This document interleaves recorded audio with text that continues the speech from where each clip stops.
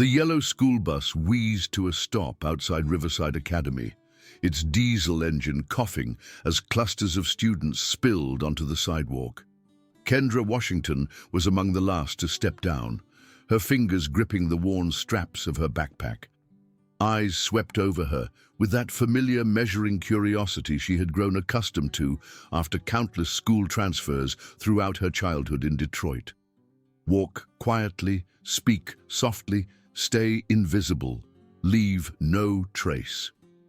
These were the rules that had carried her through a dozen different schools.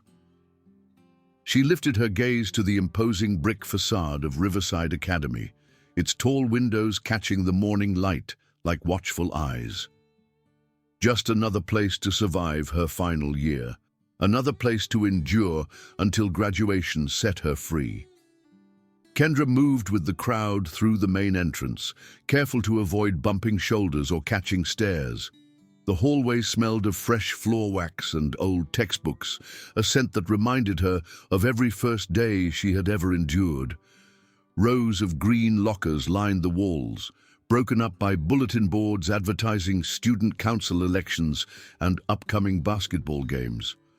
Bursts of laughter echoed from different clusters of friends, creating a symphony of belonging that Kendra had never quite learned to join. She found her assigned locker in Section C, pulled out the combination slip, and quietly rehearsed the numbers. All she wanted was stability, a peaceful senior year that would let her graduate and move on to college. But in high school, peace was rarely something you could choose for yourself. The atmosphere around her shifted subtly.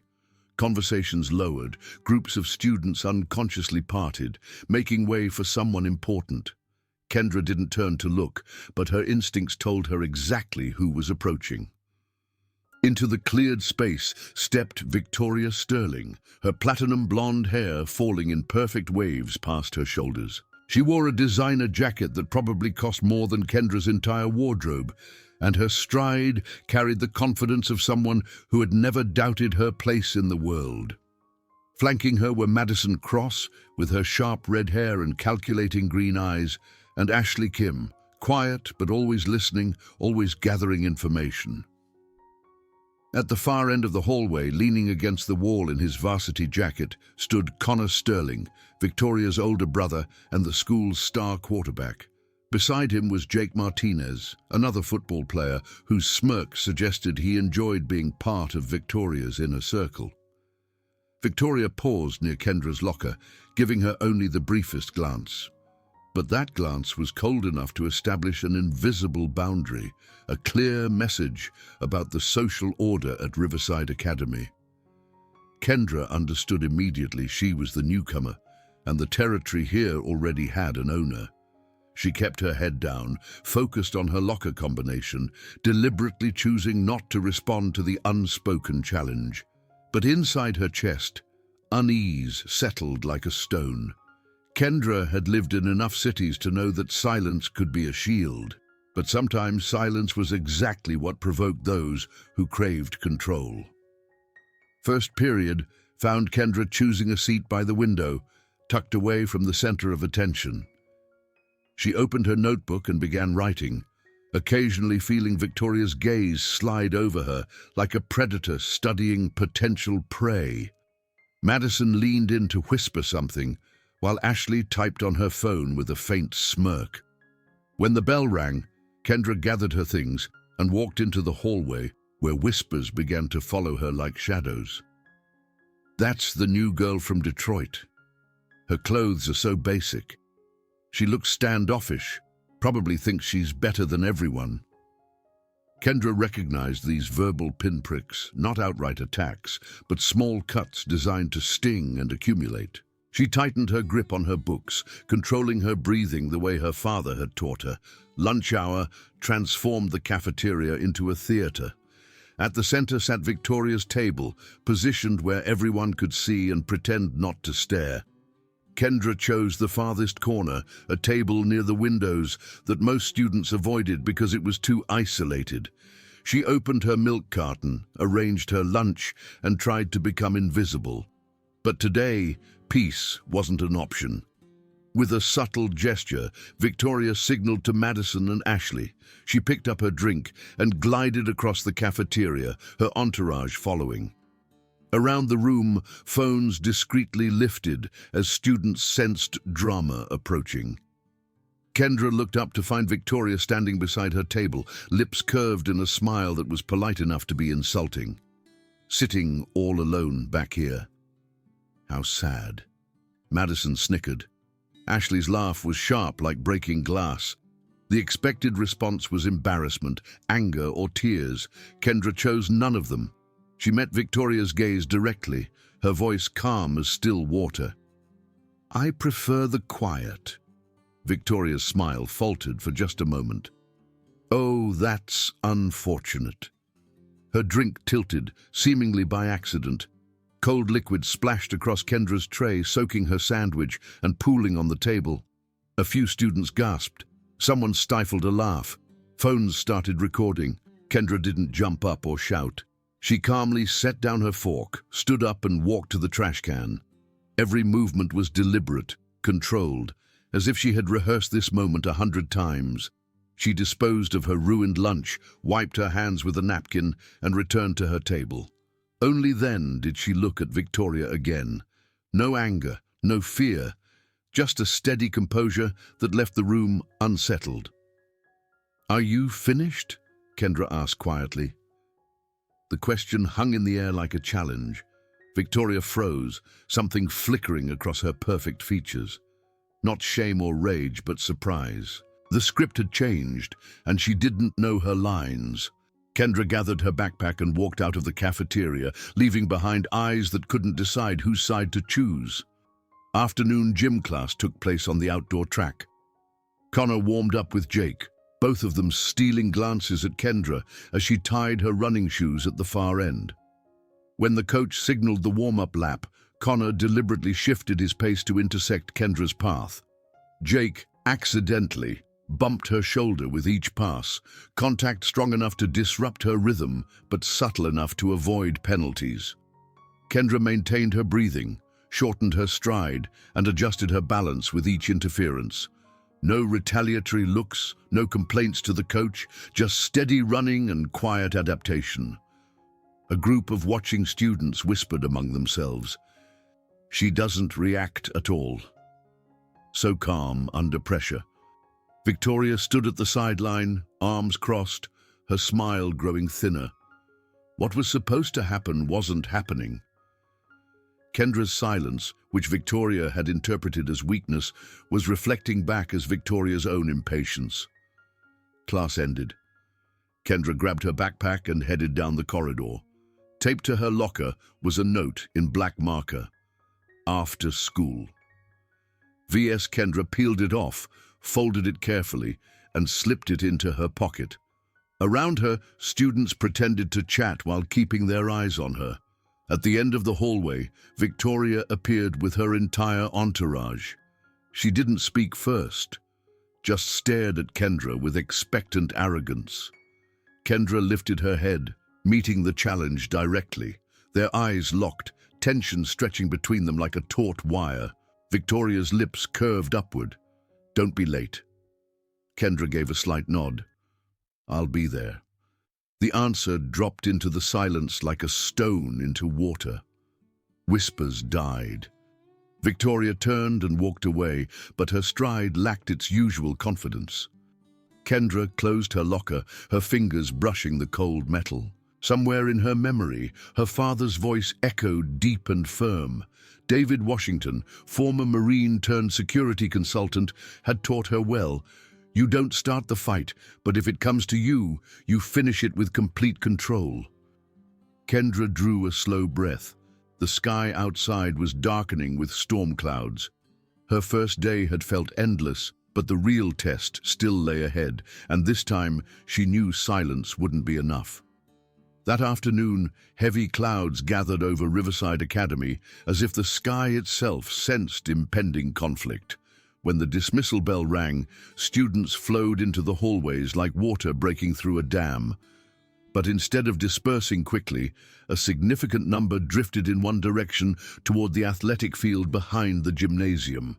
Word of the confrontation between Kendra Washington and Victoria Sterling had spread faster than any morning gossip. Students sensed this wasn't just another petty disagreement, this was a shifting of power. Kendra walked steadily down the long corridor, her footsteps echoing against the polished floor. Her backpack contained only her notebook and water bottle, yet her shoulders felt weighted down. Not by the contents, but by the pressure of hundreds of eyes watching from both sides of the hallway, filled with curiosity and anticipation. Outside, wind swept through the trees, carrying the scent of approaching rain. More than 30 students had already gathered, forming an informal circle around the open space behind the gym. Whispers and nervous laughter mixed with the sound of phones switching to video mode. At the center stood Victoria, arms crossed in a posture that radiated entitlement. Behind her were Madison and Ashley, flanked by Connor and Jake, all of them projecting an aura of untouchable authority. Kendra approached slowly, her gaze neither lowered nor confrontational. As she stepped into the circle, the air seemed to thicken. Every breath from the crowd grew shorter, waiting for the spark. Victoria raised an eyebrow, her lips curling into a half-smile. "I thought you'd run away like a scared little mouse." Scattered laughter rose from the outer ring. Kendra didn't flinch, only looked directly at Victoria. Her voice was calm and even. "I said I'd come. I keep my word." The confidence in her response caused a momentary dip in the atmosphere. Victoria was briefly surprised, but quickly regained her composure. She turned to the crowd, raising her voice to pull them into her performance. "Did you hear that? She thinks she can stand up to me." Victoria gave a subtle signal. Connor stepped forward first, his football player frame towering over the space. His shoulders were broad as a wall, his expression twisted in a mocking grin.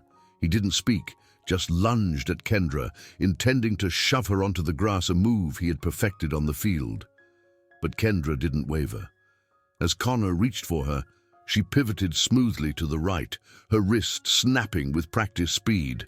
In a heartbeat, she used his own momentum against him, redirecting his charge. A sharp thud cracked the air as the giant dropped hard onto the ground.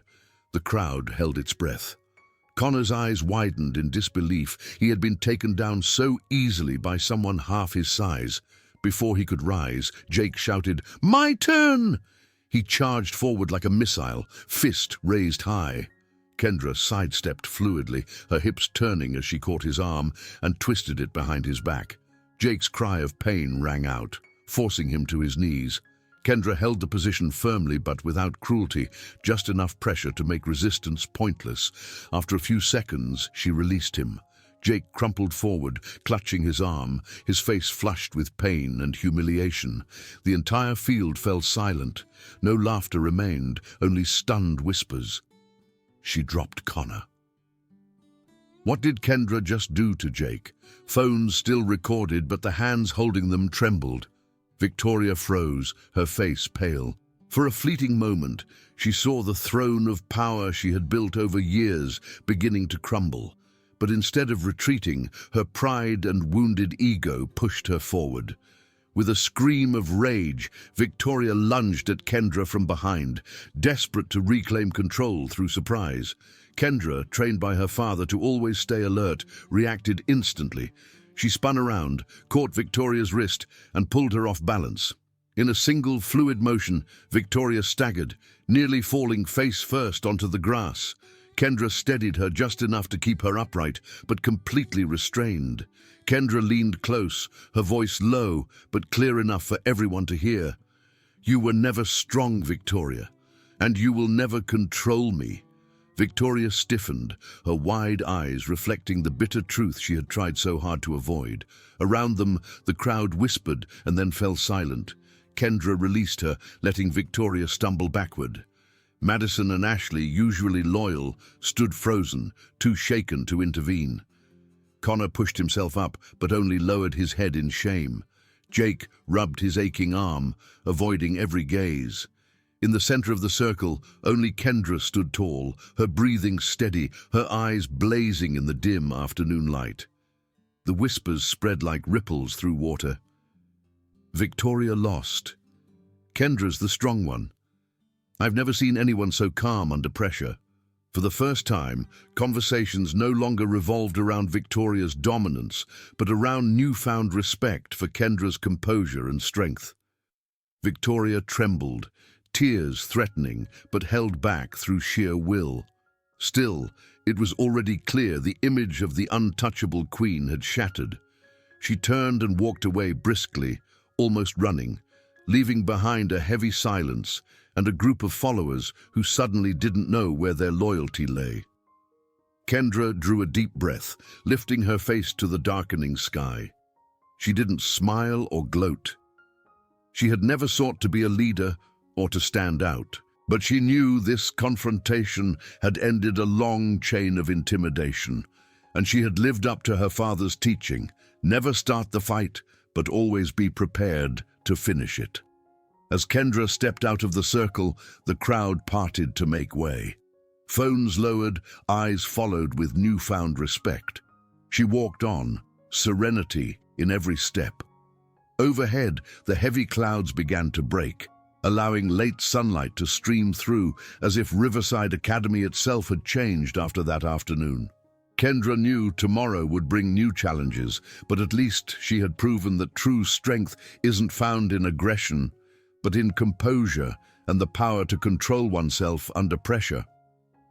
The following morning, early autumn sunlight streamed through the tall windows of Riverside Academy, casting long shadows along the polished hallways. But the atmosphere was completely transformed. Whispers no longer centered around weekend parties or upcoming tests, but around a single name: Kendra Washington. The entire school had heard about the confrontation. Short video clips had spread through social media and group chats, replayed with astonished looks and disbelieving comments. In them, Kendra, the quiet transfer student from Detroit, had systematically neutralized Connor Sterling, controlled Jake Martinez, and stopped Victoria Sterling's desperate attack with chilling composure. Kendra entered the hallway with the same understated demeanor, backpack over her shoulder, hair pulled back neatly, eyes forward, neither hurried nor slow. But everything around her had shifted fundamentally. Students who once whispered behind her back now avoided direct eye contact. Some even offered small nods of acknowledgement. Curious, mocking stares had transformed into a mixture of respect and genuine interest. She understood she had become the center of a story she never wanted to tell, but Kendra carried herself without triumph. She only wanted to honor her father's guidance: defend yourself when necessary, but never lose control in the process. Across the hall appeared Victoria Sterling, but she was no longer Riverside's untouchable queen. Her steps were hesitant, her shoulders slightly hunched, her eyes focused on the floor. No crowd surrounded her, no chorus of admiring laughter followed in her wake.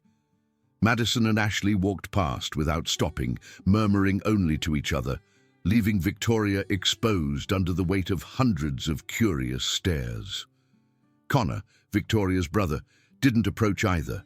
He stood near the trophy case, eyes lowered, his face heavy with embarrassment and uncertainty. Jake was nowhere to be seen, too ashamed to show up that morning. Victoria bit her lip, forcing herself to walk through the corridor under dozens of watchful eyes, but she couldn't escape the whispers that followed. Victoria really lost yesterday. I never thought I'd see the day. Kendra just proved who's really strong around here. For a moment, Victoria caught sight of Kendra across the hallway. Kendra's expression held no mockery, no satisfaction, just a quiet acknowledgement of what had transpired. Victoria quickly looked away, the weight of her fallen status pressing down on her chest like a physical burden. Kendra witnessed this exchange and felt a familiar pang of recognition. She remembered her own experience in Detroit 3 years ago, when a confrontation had spiraled out of control, landing a classmate in the hospital and turning an entire school against her. That feeling of isolation, of the world closing its doors, Kendra knew it intimately. But this time was different. She had maintained control, used only the force necessary to end the conflict, and hurt no one seriously. The lesson her father had drilled into her had finally taken hold. Strength without restraint is just violence, but restraint without strength is helplessness. At lunch, Riverside's cafeteria became another stage for the school's transformed social dynamics. Kendra still sat at her usual corner table, but attention had shifted dramatically. Victoria's once coveted center table now sat conspicuously empty. She sat alone, her untouched tray before her, eyes glazed and distant.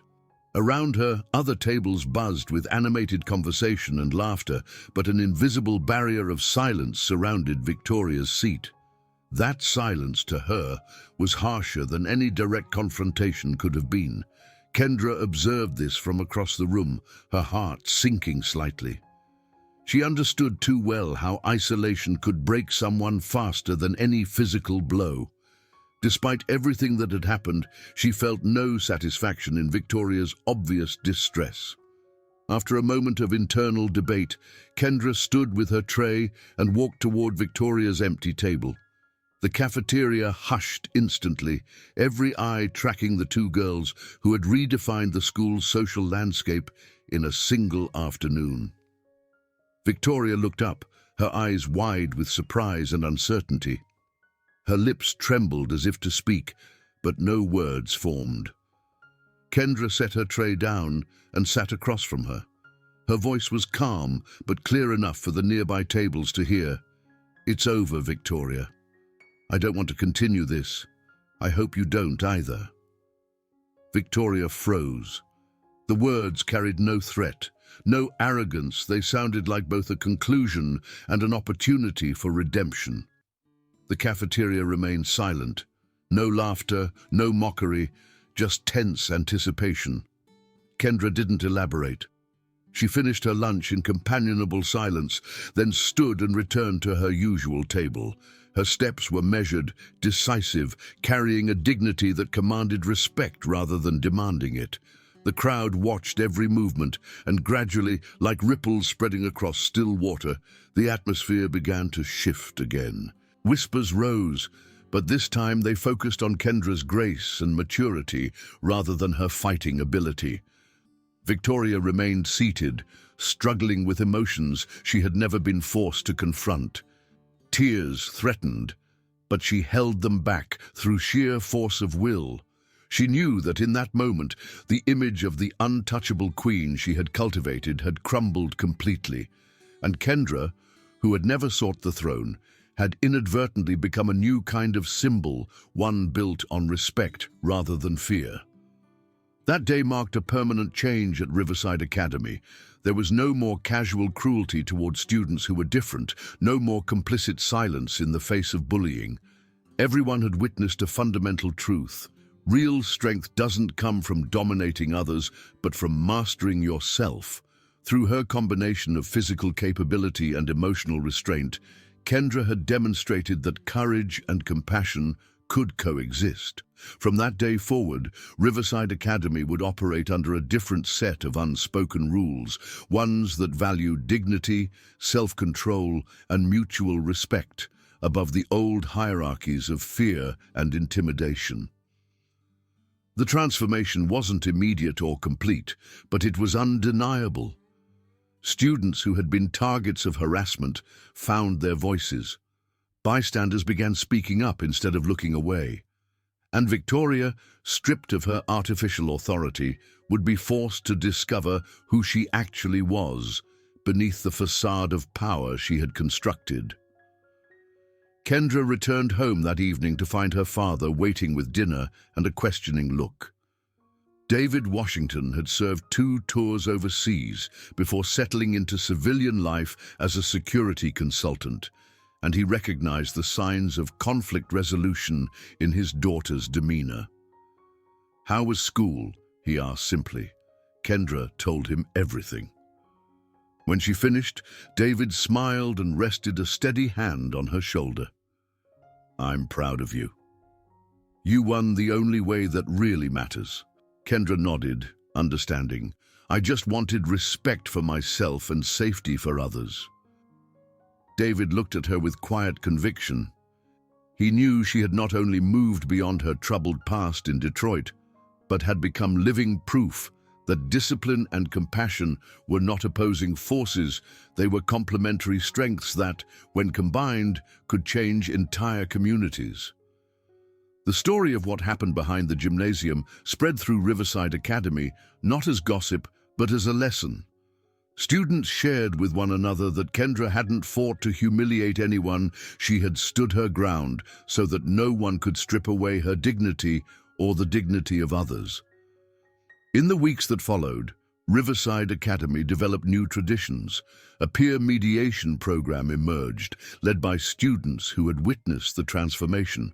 Anti-bullying policies that had existed only on paper suddenly had teeth, enforced not just by administrators, but by a student body that had learned to value courage over compliance.